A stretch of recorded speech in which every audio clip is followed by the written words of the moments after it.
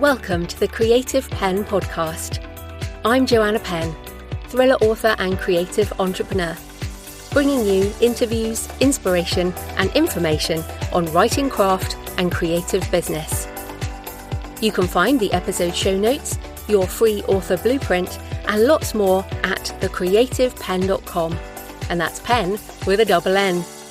And here's the show. Hello creatives, I'm Joanna Penn, and this is episode number 808 of the podcast, and it is Sunday the 11th of May 2025 as I record this.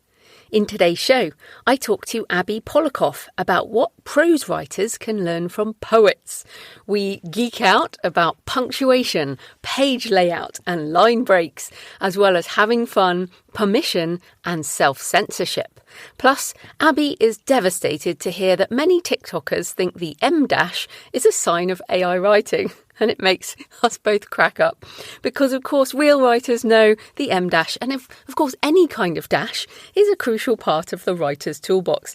So it is a fun conversation and Abi is a delight to talk to. And you don't have to like poetry to enjoy the discussion, and perhaps we might even change your mind along the way. It's pretty wide-ranging chat about writing, performing our work out loud and more. So that's coming up in the interview section. In writing and publishing things. Well, on Rachel Herron's podcast, Ink in Your Veins, she discusses how to reframe success as a writer with author Nicole Grave-Lipson. I think this is so important because I'm always asking people to focus on their definition of success, because it's often a mismatch between what others tell you you should want versus what you really want. And the word should is so difficult, obviously. And in the interview, they suggest that success in writing doesn't always mean hitting a specific word count or achieving traditional productivity goals. It can be as simple as finding one phrase that's golden during a free writing session, or even just being pleased you managed to set aside time to write or think about writing or fill the creative well. It's not always about outputting words, which of course AI tools can do now. So outputting words is not the superpower. It's the decision of what's important to you, how you want to connect with other humans, and taking the time to shape the book you want to write. So that is the Ink in Your Veins podcast, and Rachel has just a lovely, relaxing voice, and that show is mainly around craft and mindset focus. So check that out if you haven't before. On a completely different end of the scale, over on the How I Write podcast, David Perell interviews Dean Koontz, legendary horror and suspense author of over 100 books with 60 New York Times bestsellers, 500 million copies sold, and of course one of the most well-known authors to sign with APUB, Amazon Publishing. Now, Dean Koontz is a really interesting writer, and I feel like his signing with APUB was one of these things where people, someone as successful as Dean Koontz could have signed with any publisher, but one of the main reasons he signed with APUB, I remember when he did this, and he basically said because they had a book marketing plan that essentially didn't involve him. He is such a recluse. But the interview's interesting. They talk about lots of things. I liked hearing how Dean went from outlining to becoming a discovery writer, letting the story unfold organically, trusting creative flow and letting the characters dictate that flow, reacting more naturally than being controlled. And of course, I'm a discovery writer, so I love to hear that. Dean says he views self-doubt as a necessary tool. He said, quote, "If you have no self-doubt, you might not have any self-judgment."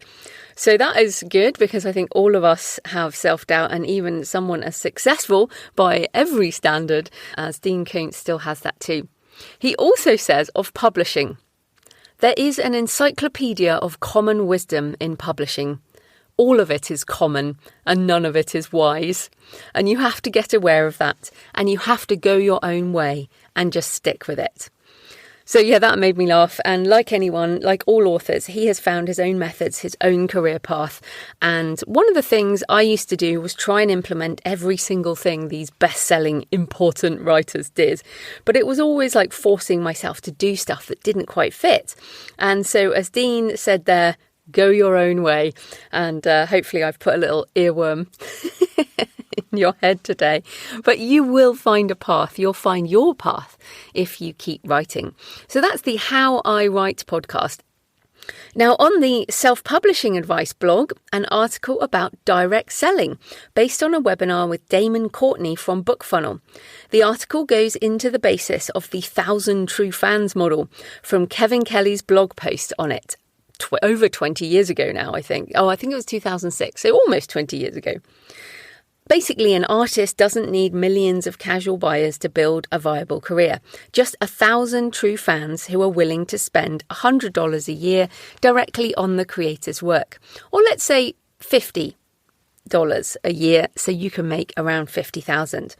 Damon says, quote, platforms reshape consumption, reduce artist control, and ultimately take a bigger share of revenue. And of course, by platforms, he means publishing platforms, but also I think a lot of the social media platforms and any platform we use. Faced with this shifting landscape, he said, indie authors are pushing back, not by abandoning platforms entirely, but by reclaiming their audiences. Direct selling isn't just a revenue move. It's a response to a system that increasingly treats creators as expendable.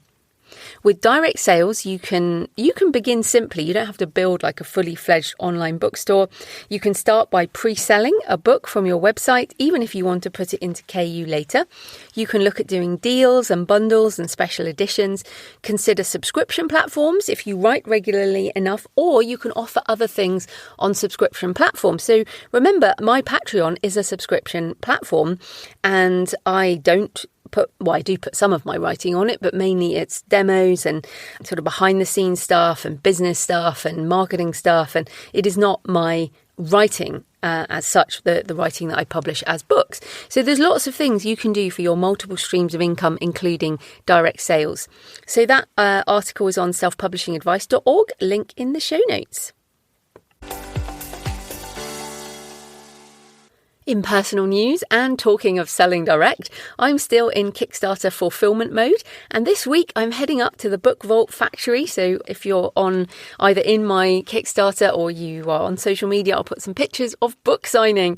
And the live webinar on writing thrillers was great fun. And in fact, I can't believe I haven't taught it before, but I haven't. I have never taught writing thrillers, and I've been writing thrillers for a long time now, I guess about 17 years. So I will be doing an AI for Authors webinar soon. Patrons will get early bird pricing, but that is coming in June. I'll come back on that soon, but I'm really interested in doing that. I think we're at a bit of a big point with the O3 model from ChatGPT, so I want to share stuff on that. I've also been working on getting my backlist books onto 11 Reader, which has just opened up payments to UK and Canadian authors as well as US authors. I've been seeing US authors getting payouts, and I'm like, I would like a payout, please. And they have finally opened it up to UK and Canadian. I say finally, it's only been like a month or two. But if you have wide ebooks, you can add them onto 11 Reader, and then they can be narrated in whatever voice the user chooses, and you get a percentage of the subscription.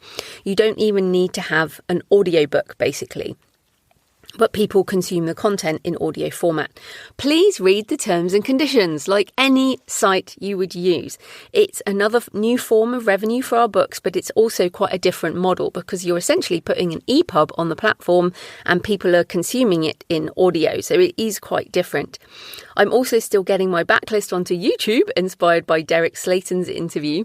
And this week I was putting up The Relaxed Author by me and Mark Leslie Lefebvre, and it is actually narrated by both me and Mark. So you get two voices. And it reminded me how useful that book is. So if you are stressed, if you're stressed out with author stuff in general, try The Relaxed Author. It's on all the usual platforms.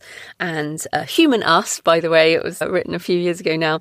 You can listen for free on YouTube at the Creative Penn, or of course in all the usual places.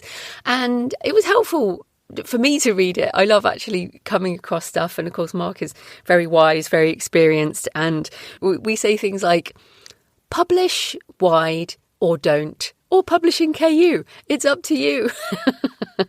There's nothing you should or have to do. You can take this in a far more relaxed way. So yes, relaxed author tips on writing, publishing and marketing. Also, Successful Self-Publishing, the 4th edition, is with Kristen, my editor, and will be out in June.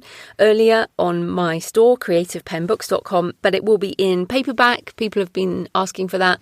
Yes, it will be in paperback. It will be in audio, and Human Me will narrate it so that I can publish it once. The ebook links and all the links will be once it's published at thecreativepen.com/SSP4. And yeah, also over on my Books and Travel podcast last week, I did a solo episode on graveyards, catacombs and ossuaries.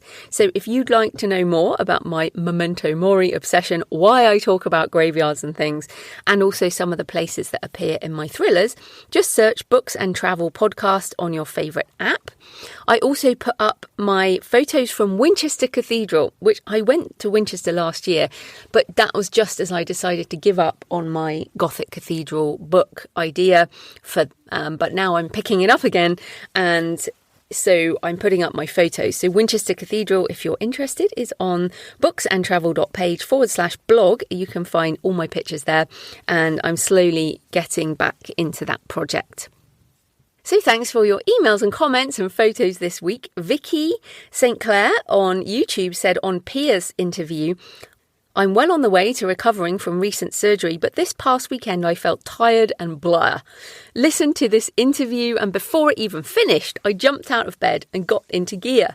After physical therapy, I grabbed my field bag and headed down to my waterfront desk on the pier overlooking the southern peninsula of the Pacific Northwest. I'm now tweaking my biggest art project. Tweaks I know will make a huge difference, but I'd been pushing them aside. Thank you for the kick in the pants. Oh, I love that. And I love this idea of a waterfront desk. I too, when I need to get some new thoughts going, will get out of the house and go somewhere, usually a coffee shop, but somewhere that has a different view, a different vibe. That is how I work on projects, also that way. Also, just a little tip on AI, if you didn't know about it, I work a lot by hand in my notebooks. Certainly in the early stages of a project, I spend a lot of time handwriting in journals. And if you didn't know, you can take a picture of your notes and upload them to ChatGPT and it will transcribe them. You can just say, transcribe these notes. I also know someone who's doing that with a grandparent's diary, just taking a picture of it and getting it transcribed. So it's actually very good for that. So you can handwrite down at your waterfront desk or wherever, and then get that into type later. Also, Inez said, you just helped me get off the couch today. I'm an avid listener to the podcast. I told myself I could only listen to today's episode while on my 2-mile jog. The Creative Pen, getting people in shape. Oh, lovely to hear, Inez. And then some awesome pictures this week. Dharma said, I visited the historic mining town of Wickenburg, Arizona.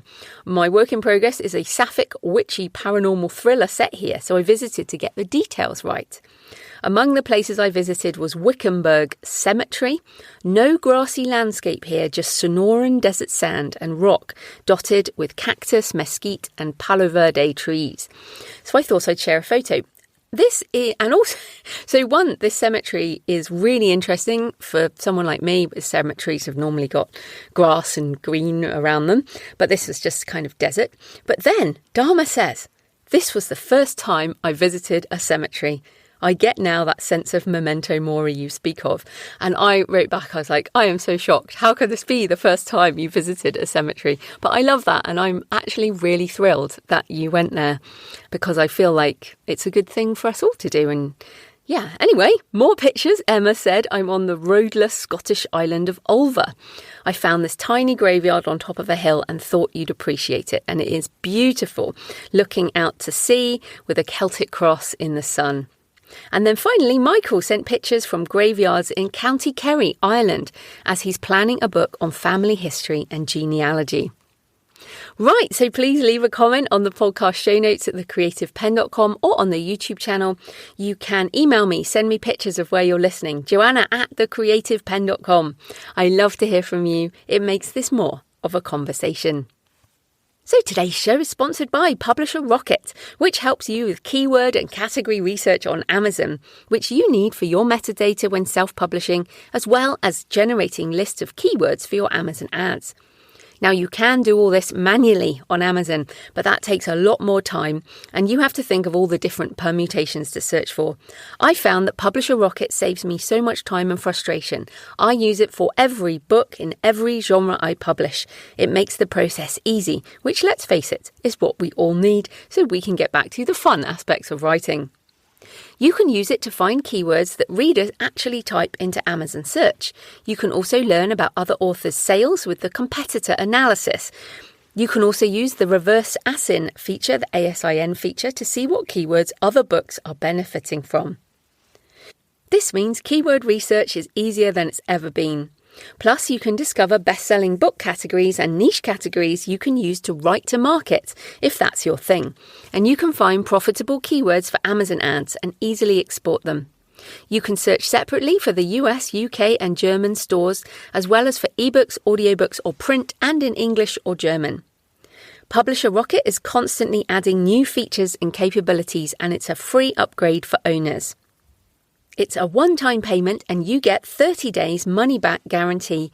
You can start researching keywords, categories and competition right away. There are also handy tutorials to help, but I find it pretty intuitive to use. Publisher Rocket is one of my must-use tools as part of my self-publishing process, and it is very reasonably priced. So go check it out at publisherrocket.com. That's publisherrocket.com.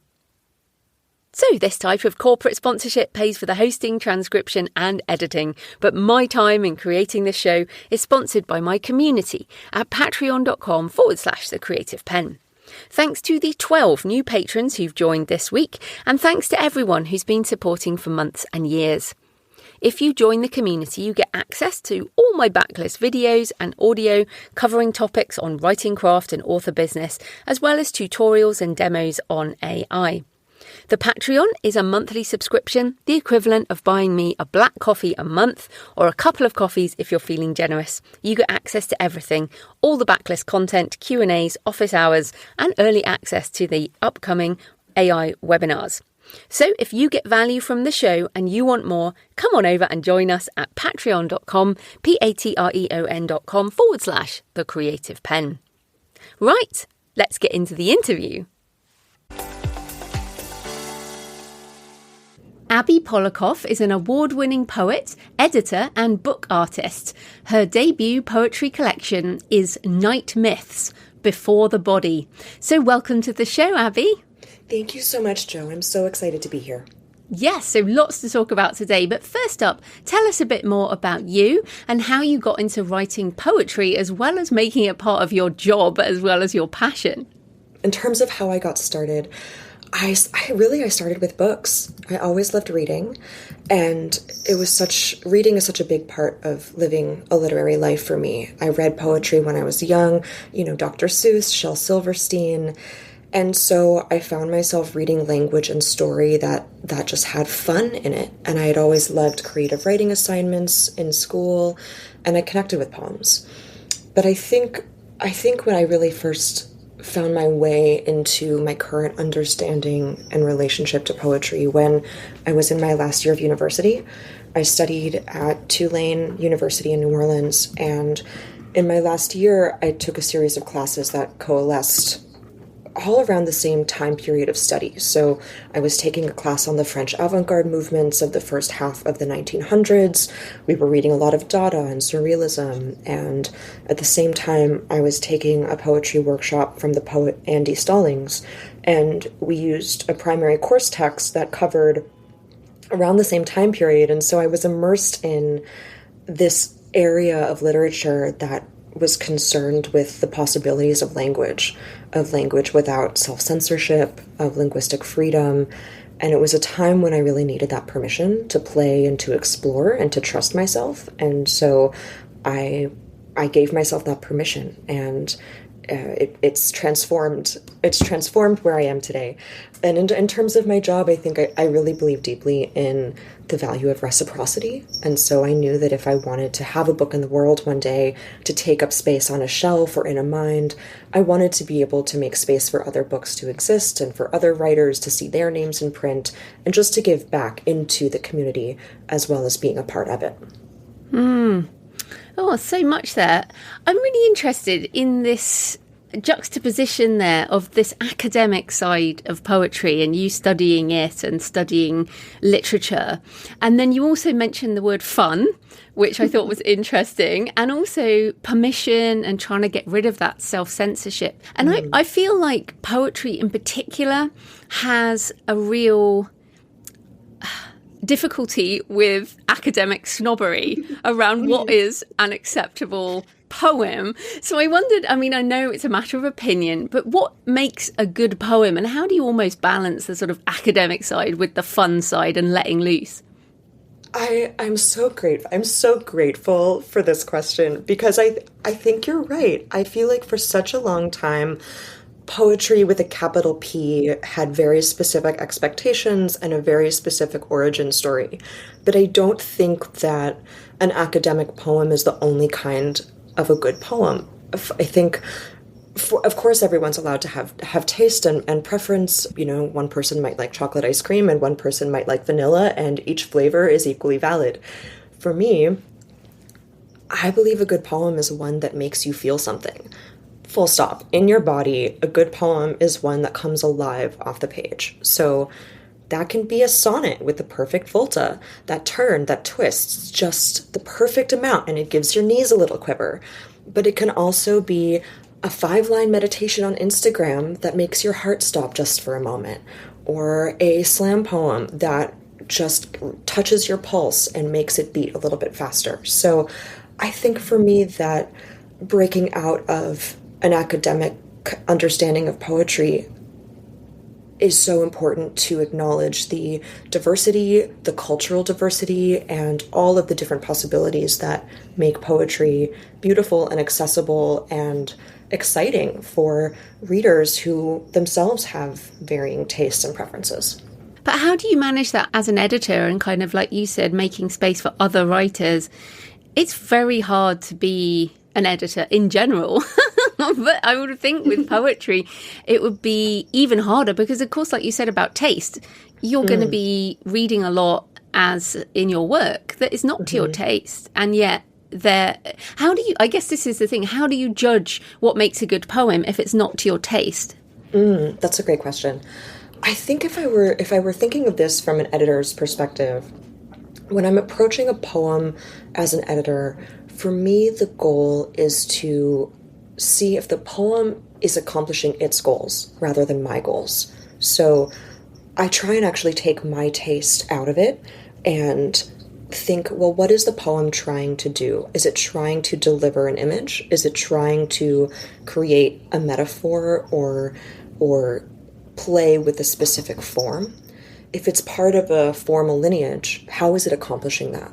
And think about it from the goal of the poem and the reader's experience of the poem, rather than whether I like it or not, because like can be so subjective from person to person. So if I'm looking at it as an editor, I'm thinking about what is the poem itself trying to do? What is the poem trying to tell me? And is it successful?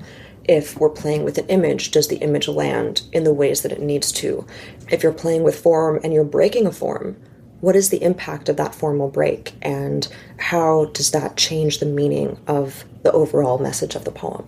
So if you're reading, and if you're a reader out there who is trying to experience poetry, but maybe not sure of what to make of it, I would say almost maybe take yourself out of the equation. Like, certainly consider whether you like the language, whether you like how it feels, the rhythm, but also think about, well, what is the poem trying to do, and what is the poem trying to tell me, and to see if that gives it space to do that.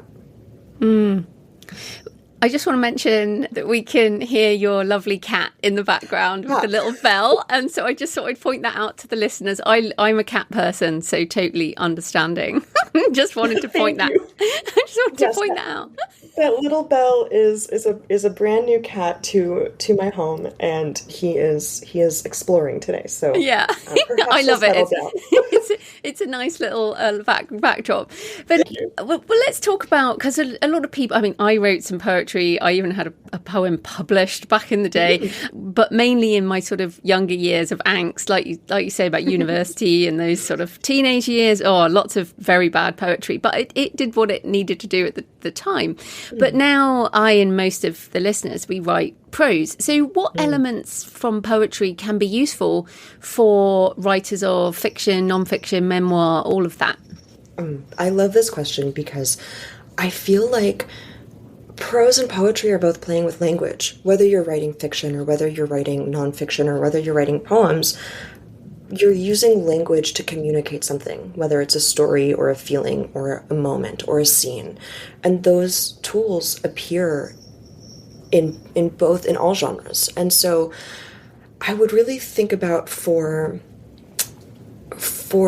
prose readers and prose listeners who are out there but interested in what poetry can do, I think a really interesting tool that you might want to pay attention to or focus on is the line break, because the line break in a poem offers breath, and it gives breath and space and pivot. It gives the opportunity for a change in a poem.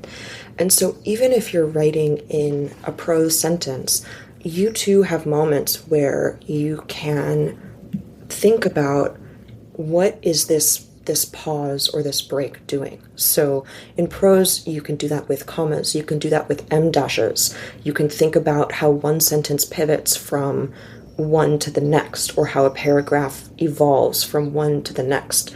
And in a poem, you have that too. It's just in a micro level. And so thinking about, how does the line break activate thought? How does punctuation activate thought and change what the reader is experiencing? You might be able to expand that onto the macro level in a prose piece and see if those tools can kind of go back and forth across the genres. Yeah, line break's really interesting. And I, again, coming back to literature, I think older literature has a lot to answer for, with huge, dense paragraphs with no line breaks, because I presume the cost of printing or whatever. But I feel like modern, I'm thinking particularly of James Patterson, who certainly won't be to everyone's taste, but is the master of the line break. Pretty much every sentence in his faster paced sections, every sentence is a new line break, new paragraph basically for every line, and it moves you much faster through the text. And as a thriller writer, I pay more attention to that, but I certainly didn't know about that as a newer writer. What are some of the other things from poetry that might be useful? Yes, I think James Patterson is a great example of speed, and digging into the line a little bit more, you have in poetry, you have long lines and short lines. And so you might think, oh, a long line will give you an extended thought, it'll keep momentum. But I would actually say, from a poet perspective, that a short line will actually force the breath to break and give you a lot of speed. So I think there's some great parallels there between James Patterson moving from one sentence paragraph to the next, similar to a very short line moving to the next in a poem. But in terms of other tools, I would also say to kind of drill into this even more and get even more micro with the line. And as an editor, this is also one of my favorite things to play with, but it's punctuation. And punctuation is absolute magic in both poetry and prose. It gives you the tools as a conductor to make your lines a symphony, to build that metaphor. You can use punctuation to your advantage to build speed, to build rhythm, to build drama. And in a poem or in a piece of prose, the intentionality with which you're using specific punctuation is going to give the reader a different experience. Think about how an em dash will cut off a thought, at its core an interruption, or how a semicolon will kind of give you this lulling legato way of connecting one line to the next in a description. And so as you're, maybe not in the first draft, but as you're revising a piece of prose, don't just think about the nuance of the words you're using, but think about how the punctuation is connecting your ideas and how changing it will develop a different texture to the piece that you're working on. I love that you're geeking out around punctuation. Oh my gosh, the best. Which I think is hilarious, and it possibly shows you as an editor more than anything else, because I mean there are some poets who have zero punctuation. They don't even use capital letters. I mean, oh, for sure. So there is freedom in that. The other thing I was going to mention is, and I find this very annoying because I use a lot of M dashes, always have, but there's this thing at the moment saying if there are any dashes of any kind, then it's clearly written by AI. I don't know if you've seen this. I haven't, but I also have big feelings about it. Yes, I have big feelings because I use it, and I do work with some AI tools, but I'm like, no, that doesn't mean it's AI. I mean, that is just something that we use. And I feel like the people who are maybe spreading that kind of thing, apparently there's this whole thing on TikTok about dashes, if anyone's using a dash of any kind. And I'm like, no, I think you just don't know enough about this. Yeah. Oh my gosh, so many feelings. I'm so glad you mentioned this. I find this so interesting that the internet is claiming M dashes as an AI signature. But I would also maybe push on that and say, while I don't know, of course, everything that has gone into training the language learning models that AI uses, but I know that there have been big conversations about how certain AI tools have mined literature for their uses of language, that perhaps AI is using all of these M dashes because humans have been doing it first and thoroughly. So yeah, exactly. Yeah, so I think I disagree about this conversation on TikTok, but I'm not on TikTok, so I don't know what everyone is saying. No, nor me, yeah. But I only reacted to it a bit like you because it's one of my favourite forms of punctuation, which in itself is kind of funny. But I do want to ask you, so coming back to things like punctuation, line breaks, these things, to me, are part of the way words are laid out on a page. So I do buy poetry books, and laying things out and using words in different ways. Sometimes they're made into kind of sculptures on a page, right, in a poetry book. There's that. So maybe talk about that. Like, how important is that for a poet, like laying things out on a page? This is something that I think every poet will do differently, and so I don't think there's a right or a wrong answer here. But I will say that I am definitely a poet who plays with the page and plays with space on the page. And if any readers out there are interested, you'll see this a lot in my book, where I'm using the page to capture different elements of the story. And I think that space on the page is so important because it gives the reader breath, and it also gives the reader pause and silence. And in my thoughts, I'm a bit of a maximalist. But on the page, you have the opportunity to give the reader a moment of what's not there, and to have a poem expanded in a way that makes the poem ask, and hopefully inspires the reader to ask, well, this is what's being said, but what is not being said? What is the expanse of the page and the page's landscape and the magnitude and difference between the quantity of words and the quantity of space? What is that doing for the overall argument of the poem? For me, I like to use the page in different ways to indicate different speakers. And so for me, placing a poem in one section of a page might help develop polyvocality, where I have multiple threads of conversations happening over the course of a project. And on the line, it's about breath, it's about space, it's about giving the poem room to breathe and to find its way into the thought, as the reader is also reading their way into the thought as well. Yeah, it is interesting. I do, and I will open poetry books. I have quite a lot of poetry books, and I will open them, and sometimes I will be drawn to something shorter or something laid out in a way that attracts me even before I read the words. So I find that important as somebody who primarily reads poetry. But the other side of this is the power of spoken word. You mentioned slam poems earlier. I have been to a couple of slam nights, and that is completely different. That sometimes it's kind of more like almost like rap kind of poetry. It's certainly a lot of performance, and it's just a completely different form of using your words. So what are your thoughts on that? Does a poet who loves the words laid out on a page also do slam poetry, or are these different kinds of poets?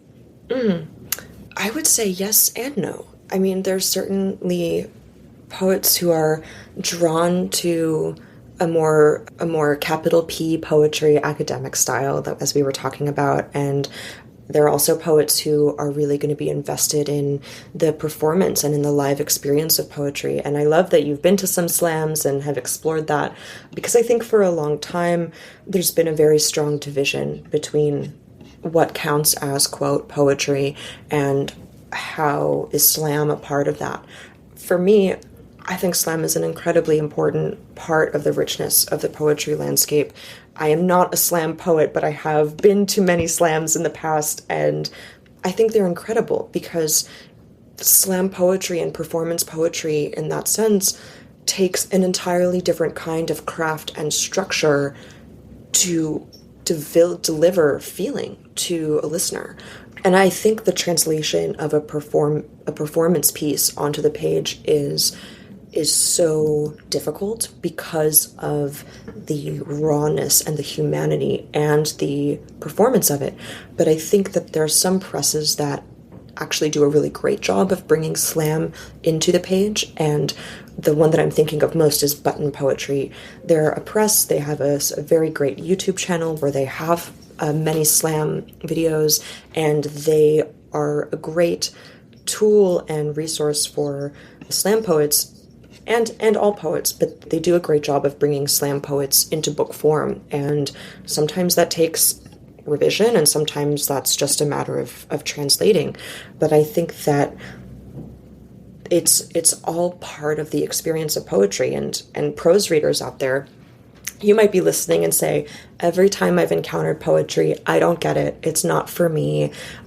I don't see it. I don't understand it. Maybe an experience in school made you not like it, which is, of course, very understandable. Common. So common, yeah. And maybe it's just because you haven't found the right type of poetry, and slam might be the poetry that gets you. Yeah. And I mean, I guess the word slam is a kind of more violent word, but then there's poets, as you say, performance poets. It's a continuum, right? I'm thinking of, there's a British poet, Kay Tempest. I don't know if you've heard of her. She even does sort of long epics. Oh, and amazing. A lot of these performance poets memorize their work, it feels. So they're not really reading from the page. But this is something that totally freaks me out, by the way. And I have barely ever read any of my work in public, even on a podcast. I find it extremely difficult. So as a poet yourself, what are your tips for doing this kind of reading or performance? I'm so excited to check out this writer that you mentioned, and hopefully maybe our conversation will inspire you to share one of your poems on a future podcast. That would be a challenge. That Very unlikely. Fair. That's something to think about, maybe for the future.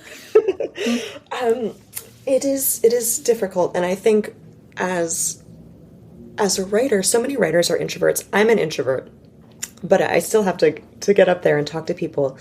Something that I love about reading poems out loud is that I feel like a poem, it exists on the page, but going back to what we were talking about earlier about what makes a good poem, a poem comes alive in the body. And I think reading a poem out loud is a great tool for revision, so you can feel where you stumble when you're reading it out loud, or where your breath speeds up. Prose writers too, when you're revising a paragraph, read it out loud, see how it feels, see how it lives out in the air. And then stepping in front of an audience and doing that, is a whole other level. It's a whole other piece of the puzzle. And I feel like I have maybe two ways of thinking about it.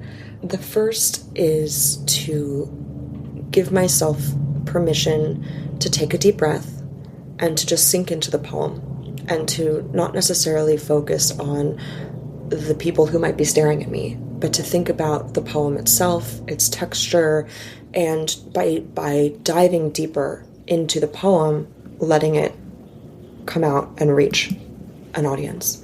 But the other tool I have very practically is a tool that I have read about in terms of if you're ever giving a job interview, this is helpful. I saw this happen on an episode of Grey's Anatomy. If anyone is a Grey's Anatomy watcher, I am. there, yes. Love it. Amazing. Okay, do you remember the episode where Amelia Shepherd was going to do the very intense brain surgery on another doctor, and she and her resident at the time did the Superman pose. Oh, the Superman pose. Yeah. Superman pose. The strong pose. Yeah. Exactly. It's where you're standing, your feet are shoulder width apart, your hands are on your hips, you're looking up into the sky as if you're a superhero about to save a city.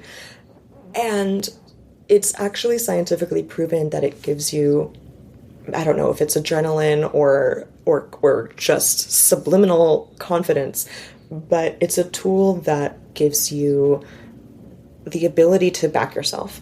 And so if you're giving a reading or giving a performance or going into a job interview or preparing for a hard conversation, take 5 seconds, stand with your hands on your hips or sit with very good posture and take a couple of deep breaths. And then begin. And this might not work for everybody, but sometimes it's helpful for me.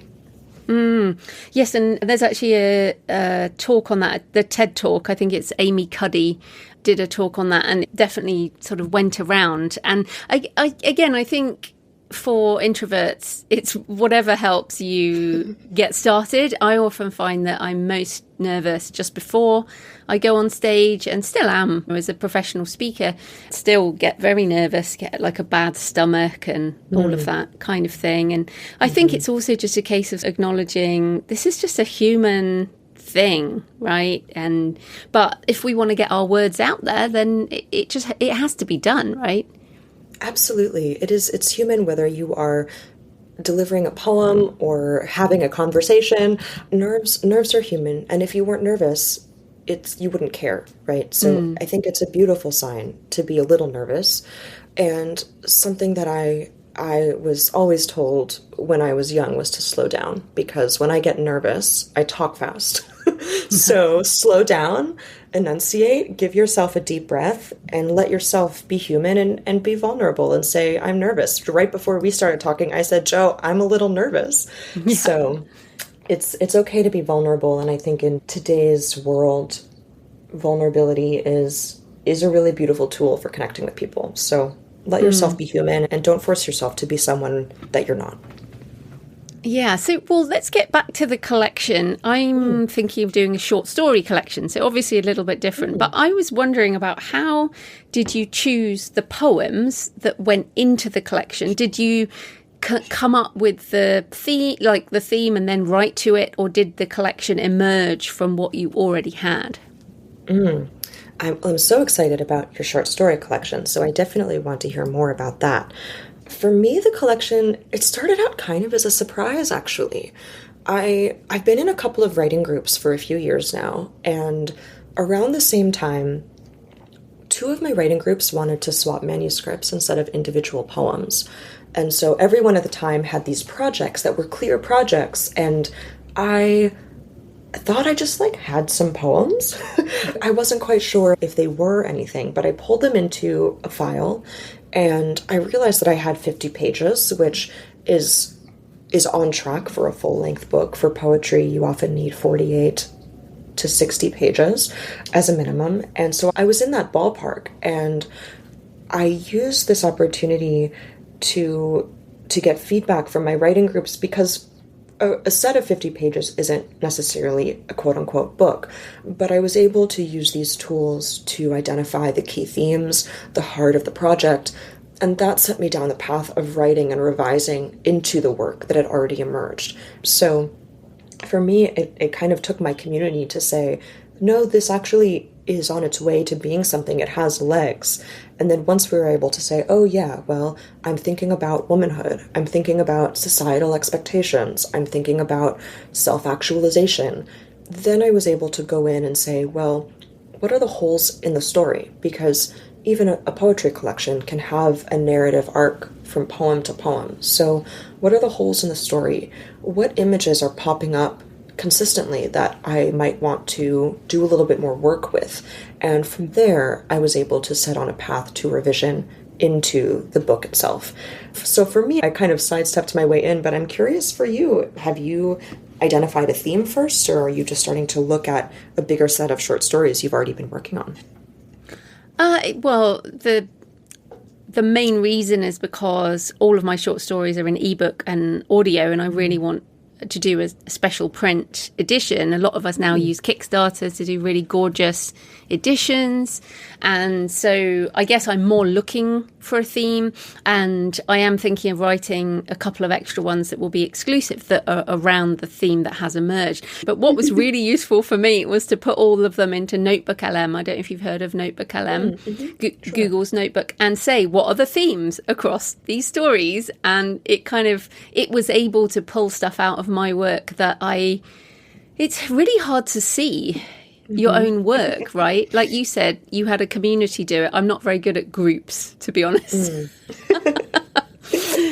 That's fair. I mean, I think it takes sometimes extra eyes. It's always harder to edit yourself than it is to edit other people. It's harder to write marketing text for yourself than it is to write it for someone else, because when you're doing it for yourself, and it sounds like you may have experienced this too, you're too close. It's too personal to be able to say, what is this actually doing? What does this actually mean? And so I love it. If you're not a person who writes with writing groups, which is of course a completely valid experience of being a writer, use the tools that are out there. I think that AI can be a starting place for so many things. I'm a pretty firm believer that it shouldn't necessarily be the ending place, but I think if you're using it to start and say, well, what are the themes that I've naturally gravitated towards?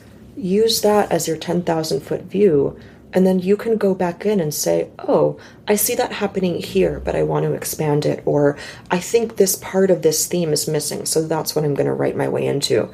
I think that's a great use of a tool that's becoming very widespread and accessible for many folks who might not have a built-in writing community or choose not to have a group of people to have that feedback from. And it came up with some great titles as well, because this is the other thing, right? Doing a title of a collection, you could just say, poems about womanhood, like you said. I mean, that's just not good enough, is it? So how did you come up with your title? Oh, this was one of the last things that I found for my book. I went through many other titles before I landed on this one. And what I did was I actually wrote out on a piece of paper every single title of all of my poems.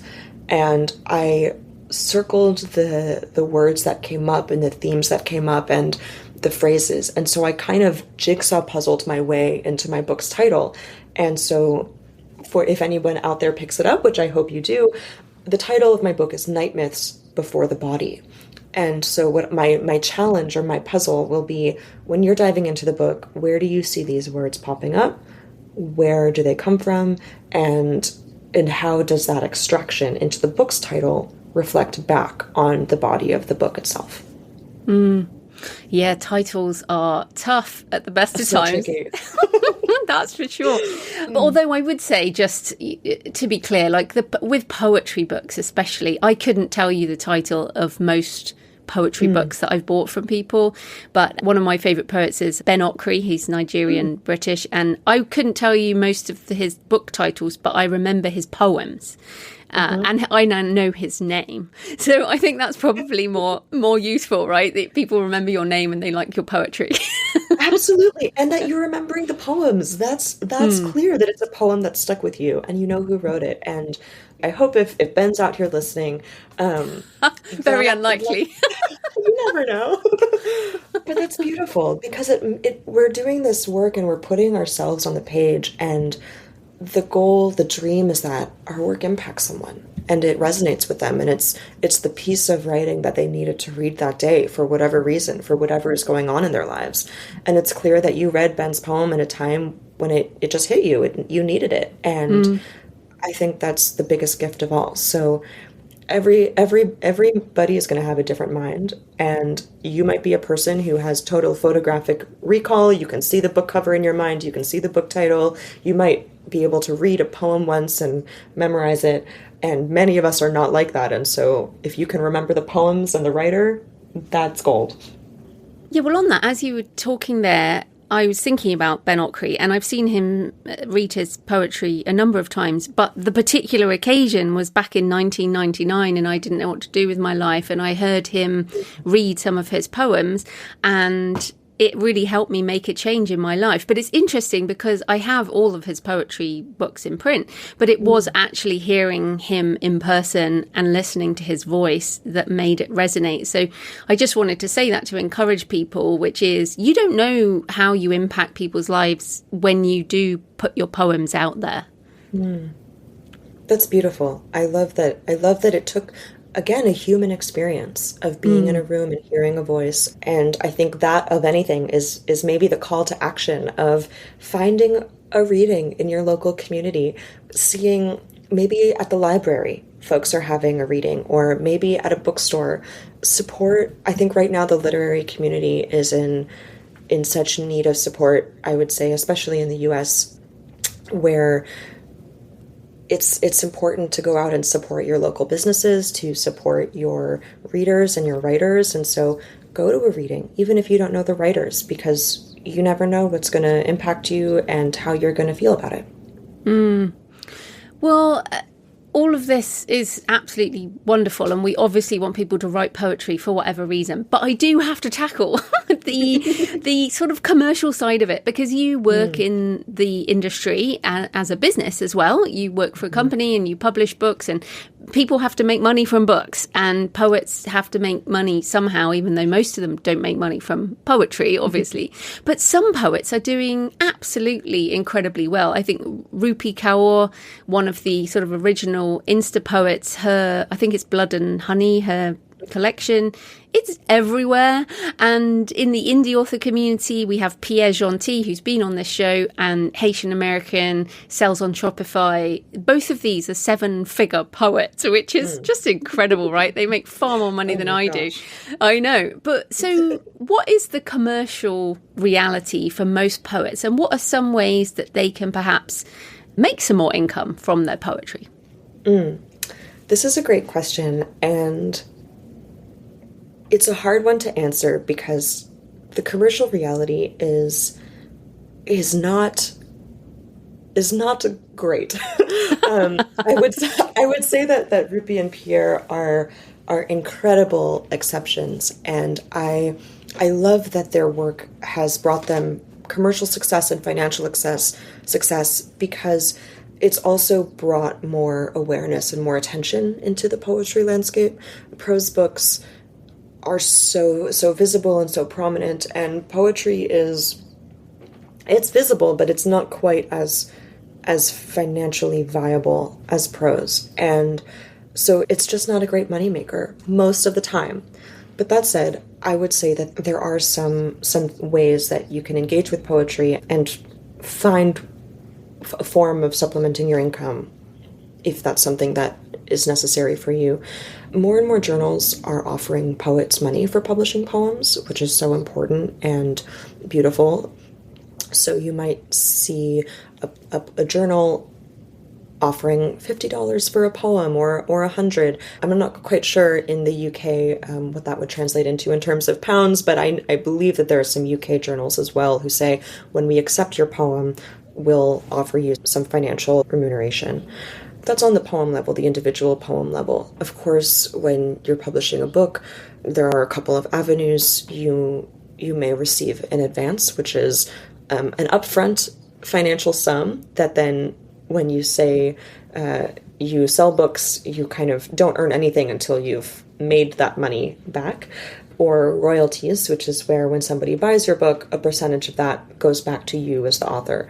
But presses also have to balance their budgets because the cost of paper has changed, the ink has changed, printing costs, the team for the press itself. So there's a very tight budget when it comes to the publishing landscape in general, and I would say especially for poetry. There's just less money exchanging hands, except in the case of maybe Rupi and Pierre, who have incredible breakthroughs, and they've done a lot, I think, to really change that landscape, and they've made a big difference. I would say the best way to encourage presses to keep publishing and to be able to keep paying their authors is really to be buying books. So if you're a writer out there, even if you're not making that money back by buying a book, buy the author's books, because it lets the press keep going and it lets the press continue to offer the funds to their writers. And that's maybe the biggest tip, I would say. And I think we live in a really creative economy world right now. We have people having multiple side hustles or being able to monetize so many different aspects of their writing and get creative. If you have an idea and you haven't seen it done, give it a try. I think there's so many ways that folks can change their financial picture. I think Pierre using Shopify is a great example of that. And Rupi on Instagram, so many different ways of getting that visibility that then can translate into financial success.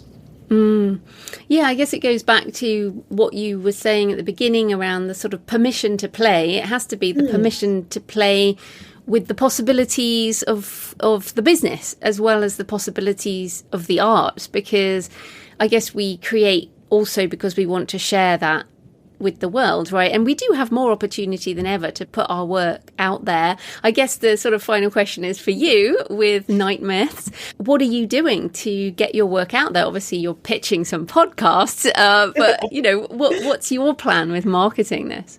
Oh, that's great. I here I am. I'm talking to you. But no, I think everybody is going to be different. And I would say when it comes to marketing, whether it's a poetry book or a prose book, there are so many ways to do it.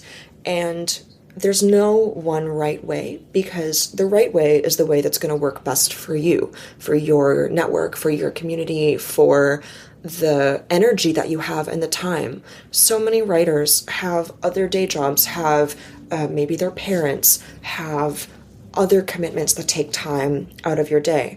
So what I would say is, if you're thinking about marketing a book, think about what your strengths are and what your time is, and follow that thread, because there's never going to be an end date and nothing is ever going to be enough. So figure out what the right thing is for you and then lean into that.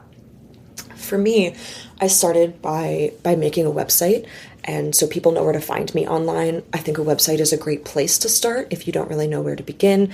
And it can be simple. It can have a photo of you, a short bio, if you've published anything, links to those, ideally a contact email or form. And this way it gives you kind of a literary home base on the internet. And there are great tools like Squarespace or Wix that have templates that are really easy to replicate and personalize. So don't start off fancy, but give yourself a virtual presence and use that as your foundation to build. So I started with my website, and I also have been thinking about a couple of different avenues that balance my skill set and then also my time. And so I have been posting on Instagram. I would encourage poets to choose maybe one platform where they feel comfortable. Social media can pose its own challenges, so it doesn't have to be one or the other. It can be Substack, it can be Blue Sky. It doesn't have to be everything, but choose. If you're not a big social media person, start with one and just start being visible, because that's going to be a way for people to get to know you as a writer, as a human, and to be comfortable, especially if you're an introvert, putting yourself out there still in a way that gives you a little bit of breathing room.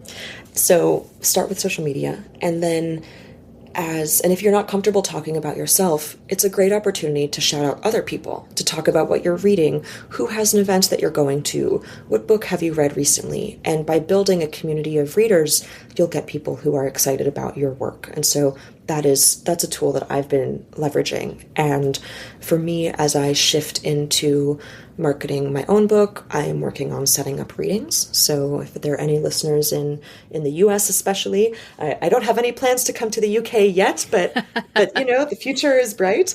So set up readings wherever you like to shop for books, in your local bookstore. Go to them, say, hey, I have a book coming out, or I'm a poet, I'd love to be a part of an event. That's a great way to very tangibly connect with people. And I'm also reaching out to the other networks of communities that I have. So school affiliations, alumni groups, professional orgs, thinking about the ecosystem of like-minded people who might be interested in my work. And that could be practically, it could be thematically, are great ways to talk about why you're doing what you're doing. And so with you, Joe, I was so excited to talk with you because I love how you have this balance of writers talking about craft and also talking about the publishing arm and the business of being a writer. And I loved how that connected for me with my work as an editor and working a lot with prose, actually, but writing poems on my own time. And so I thought thematically, I really wanted to speak with you. And so thinking about what's out there in the world, doing research. AI is a great tool for this too, actually, to be able to say, hey, AI, give me a list of 30 podcasts that are centered around feminism or whatever your themes are, and then reaching out. The worst that can happen is they say no, and that's okay. It's a numbers game. It is a numbers game, except that, like when you pitched me, if you found things we had in common, and so your pitch was effective. So I would say to people, better to take those 30, then go and investigate those 30, have a listen, and then only pitch the 5 that actually resonate with you, because it's every day now. I don't know what happened, but a year or so ago, traditional publishing discovered podcasting. And I get like 5 to 10 pitches a day now. From most of which are completely inappropriate.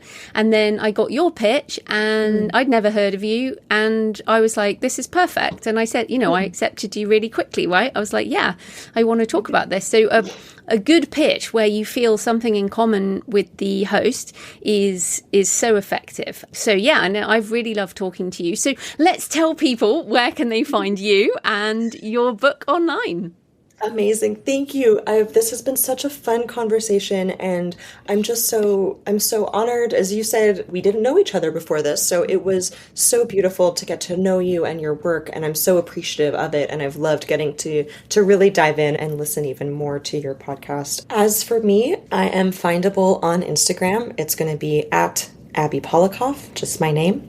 But you can also, I hope, would please encourage you to find my book out there in the world. It's called Night Myths Before the Body, and it officially releases on April 22nd.